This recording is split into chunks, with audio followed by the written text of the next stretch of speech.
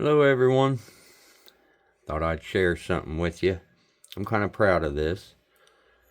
I've been working with a lot of obsidian lately, getting practice and all that, and I made a lost lake, at least an attempt at it.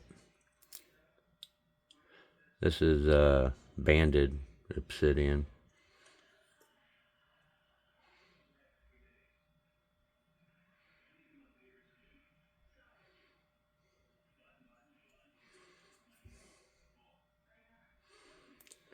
Technically,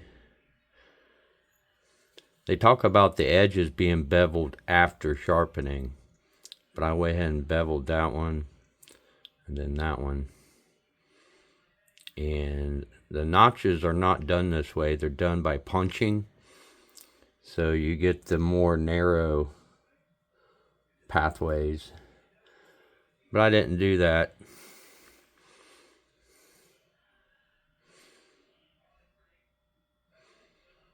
But it's 6 to 1 is the ratio. A little better. It's like 6.5 to 1.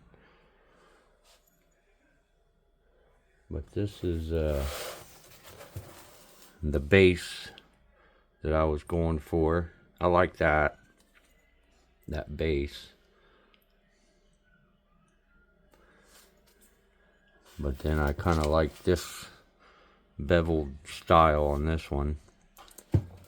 So I kind of made it that one. But there she is.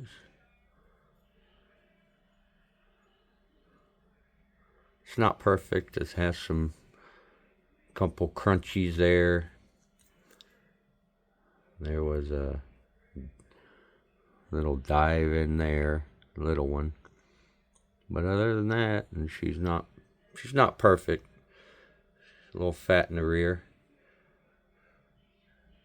Technically, I mean, if you wanted to be perfect, that could have been removed, that, and then thinned down, which I could have.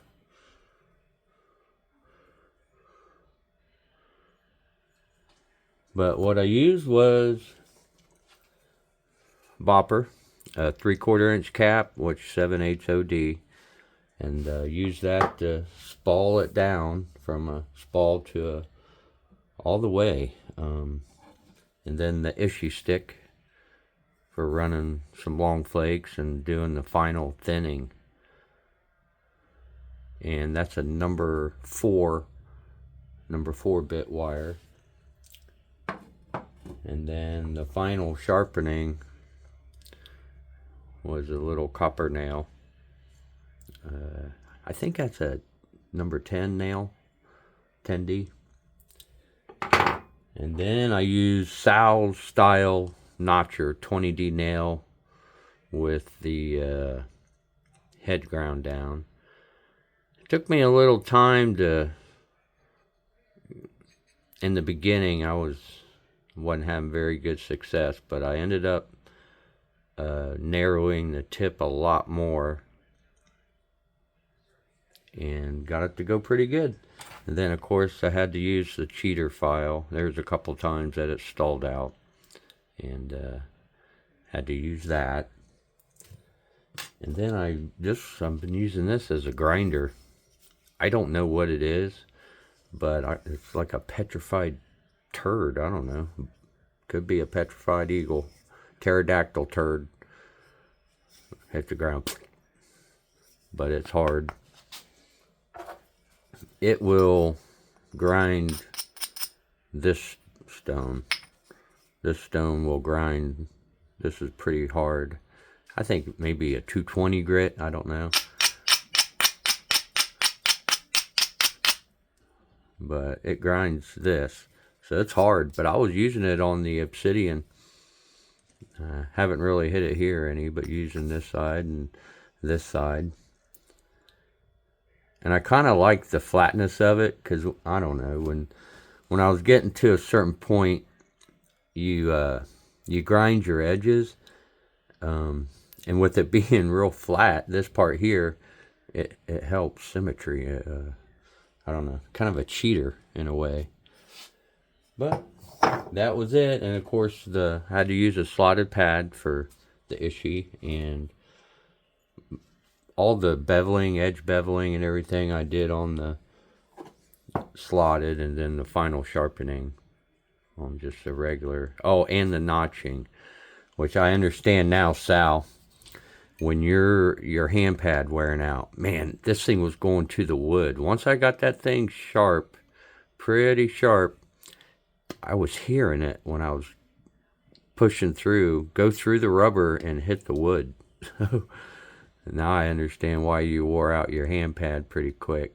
So there's something for me to think about in the future as far as making a hand pad. And then I'm very happy about this little preform.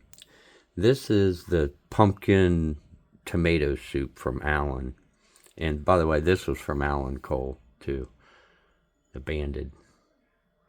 It's hard to see, but the bands, they're running this way. Let me see if I can. The shot there, that's about the best. If you see the dark streaks, that's the darker banding. And then there's one in the middle that kind of goes up there. Maybe it's some silver sheeny to it too. I don't know. It's kind of wild. But anywho, back to the pumpkin tomato soup. I got this down right now to 6-1 in the preform. But you can tell I got a couple little spots here I need to thin out there and there. But I was pretty happy with that. I guess, what are the lengths?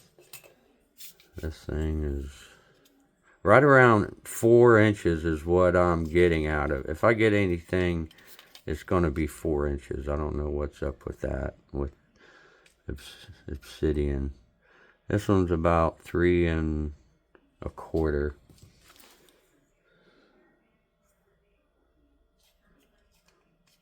This one, same thing, 3 1/8. But I haven't been able to get anything past 4 inches snaps.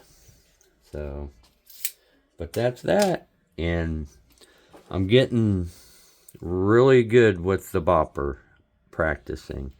And the only reason why is because I'm having trouble with indirect.